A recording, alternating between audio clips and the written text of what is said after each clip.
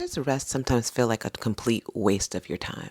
Like you gave it your best effort and you still didn't feel rested. Everyone out there wants you to believe rest isn't a luxury. You're worthy of rest. You've done the affirmations. You've literally taken the time to rest and you still don't feel rested. And I agree, rest is not a luxury. I agree, you're worthy of rest and it is important. But what no one's talking about, and this is the thing that's really been getting on my little nerves lately, is that what happens when you actually try to rest and you still don't feel rested? Like you took the time out of your busy schedule to do absolutely nothing, to take the pause, to breathe, to channel your worthiness of being worthy of rest. And you still feel stressed AF, maybe even more stress. You're still tired. You're still feeling tense. And no one talks about what do you do when you feel like you wasted your time because rest doesn't feel like it's working for you. No one talks about how frustrating that can be. And maybe, I'm just saying, just maybe, it's because what we've been taught as rest is a complete setup for failure. And that's what we're unpacking today, to understand why rest doesn't feel like it's working for you. Welcome to the Hello Well with Danielle podcast, your weekly mental vacation from the daily grind for busy women who just need a moment to pause, breathe, and woosah, and maybe get a little healing along the way. I'm your host, Danielle Washington, and I am doing a 4-part series where we're digging into what it really means to reclaim your rest. And it ends with us in Juneteenth. And today's part 1 where we talk about why rest isn't working for you and how it's been failing so many of us, because I'm upset. I don't know about you, but I get mad. I get really frustrated when I think about how many times you've carved out time to rest. Like, think about it. Like, how many times have you really carved out time to rest? You've put your phone down. You put your phone on Do Not Disturb. You took that nap. You took the weekend to binge watch your TV. Heck, maybe you even took a vacation. You got away. And the whole time you were hoping this is going to be great for me. Because when this is over, when I take this pause, when I take this break, when I take this time to rest, this is when you're going to start feeling better. But when it's over, you're still feeling tired. You're still feeling stressed AF. Your jaw may be clenched. Your mind's still racing. You're still having that feeling like you're waiting to be tagged into this endless list of to-dos. And that's mad frustrating. It's like I took the time. I listened. I followed all the wellness advice. I listened and I did the affirmations. I meditated. I paused. I gave myself permission to rest. And yet still, I don't feel rested. I feel like a failure. I feel like something's wrong with me. And you start to question, why can't I rest? Like, what's wrong with me? Like, what am I doing wrong? And then you go in deeper. If you're like me, you're like, well, that was a waste of time.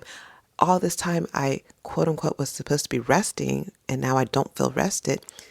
I could have been doing more. I could have been more productive. I could have been helping more. And I just wasted my time. And that feels frustrating. But here's the truth.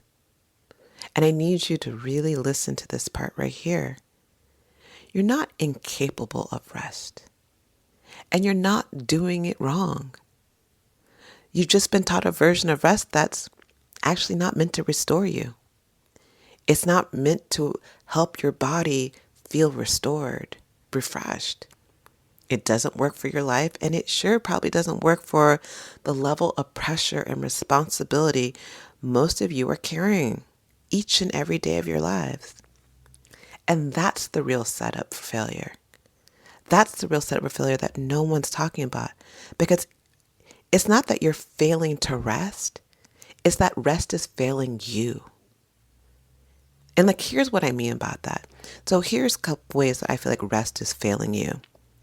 One of the things that the way I feel like we've been taught to rest, and I'm sure there's tons of other ways, but one of the ways that I notice how it shows up in my life is like we don't, we just stop doing. We stop doing, but what we're not stopping is we don't stop the bracing for things. Like, yeah, you may lie down, you may take that vacation, but your shoulders are still tight. Your breath is still shallow, which is a sign of stress. Your mind is still running and racing about all the things that you have to do once you tag back into your life.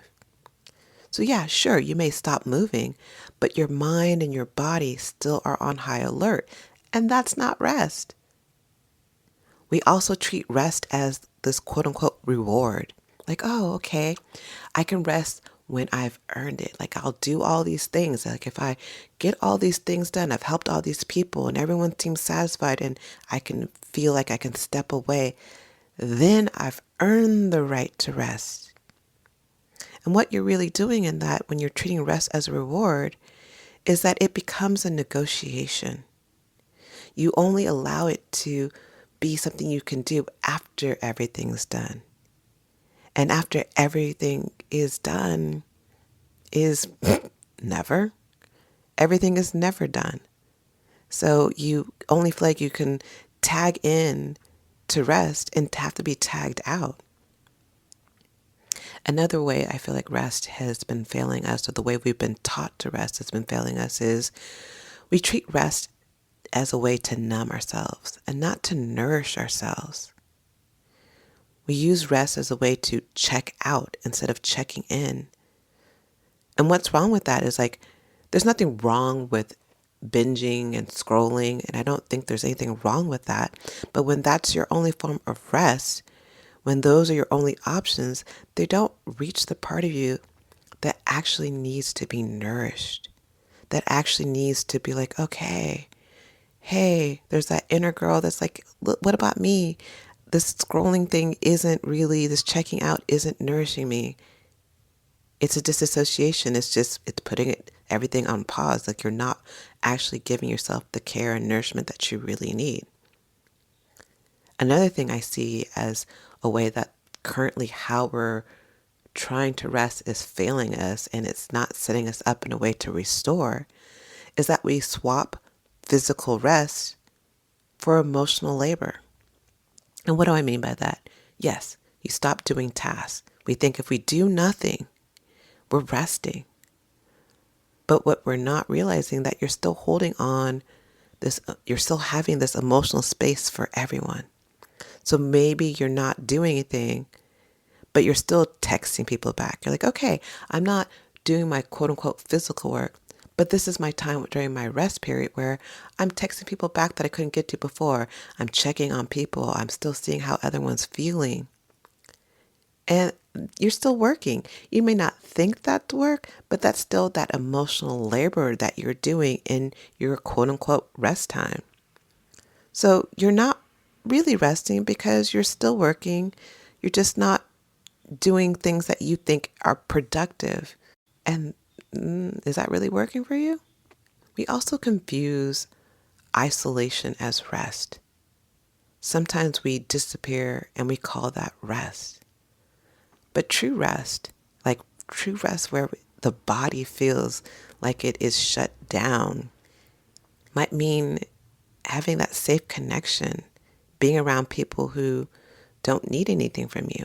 It doesn't mean that you have to be isolated. It's just maybe around people who don't drain you. Maybe it's sometimes what your nervous system actually really is calling for and needs is co-regulation, and it's not disconnection. So I think one of the ways that we are failing ourselves when we try to call isolation as rest is recognizing we don't need to disappear. Maybe sometimes we just need to be around people that make us feel like we don't have to always be on. And the last example I want to give is when we treat rest as the absence of doing and not like the presence of being. And what do I mean by this? I've been talking over and over about how we think rest means doing nothing. But what we're actually craving in these moments is to exist without needing to earn it. to exist without needing to do. That's a different kind of rest, one that most of us are never taught. And these are just 6 different examples, 6 different ways that we're taught that rest doesn't actually help us to restore.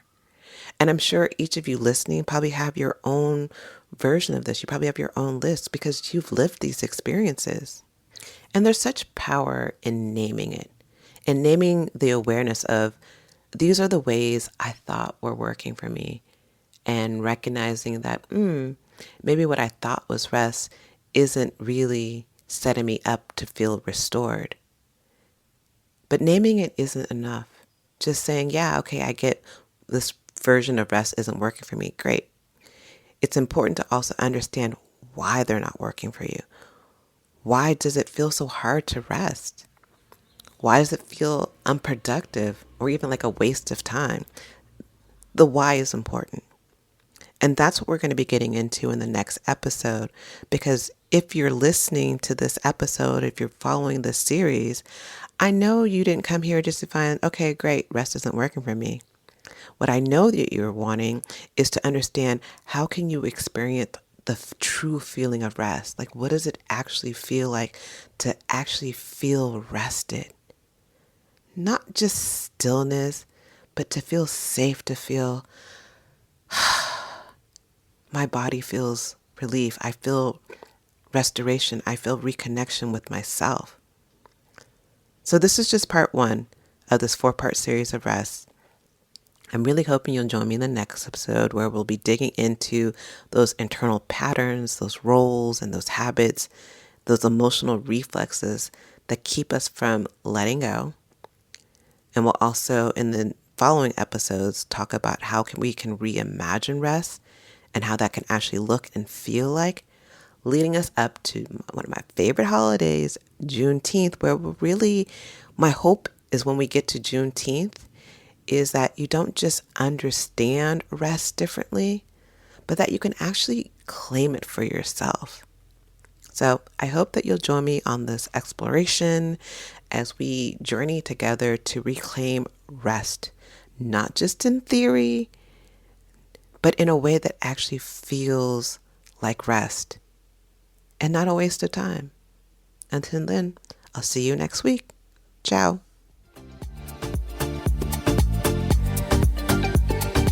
Thanks for joining us this week on the Hello Well with Danielle show.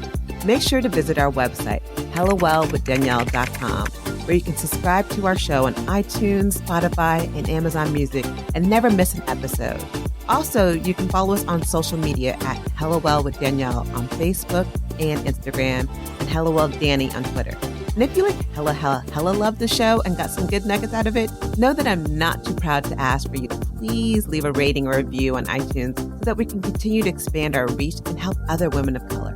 Again, thanks so much for listening, and I hope to see you next week. Ciao.